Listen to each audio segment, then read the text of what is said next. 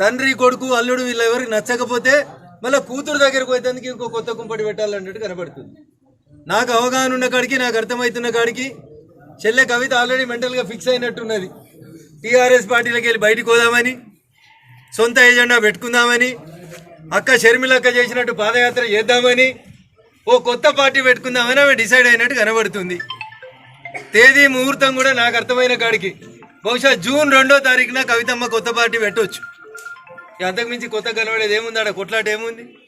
తండ్రి కూతుర్లు, అన్న చెల్లెళ్ళు, పక్క రాష్ట్రంలో ఏమైందో చూసినాం. ఈ రాష్ట్రంలో కూడా గదే అవుతుంది. కొద్ది రోజులు పార్టీ పెడతారు, నడుస్తారు, పాదయాత్ర అయిపోతుంది. ఆ రాష్ట్రంలో అక్క చెప్పింది కదా, పాదాల మీద నడిస్తే పాదయాత్ర అని. అట్లా ఈడ కూడా చెల్లె పాదయాత్ర చేస్తుంది, కొద్ది రోజులు కొత్త పార్టీ పెడుతుంది. సామాజిక తెలంగాణనో, మహిళలకు అన్యాయం జరిగిందనో ఇప్పుడు చెల్లె కవిత మాట్లాడితే బాధ అనిపిస్తుంది. 5 ఏళ్ళు మీరు నిజామాబాద్ ఎంపీ ఉన్నప్పుడు మీ నాన్నగారి క్యాబినెట్లో ఒక్క మహిళా మంత్రి కూడా లేకపోతే, నానా మహిళల్ని మంత్రులుగా తీసుకోకపోతే నాకు ఈ ఎంపీ పదవి వద్దు నాయన అని ఎన్నడూ చెప్పలేదు చెల్లె.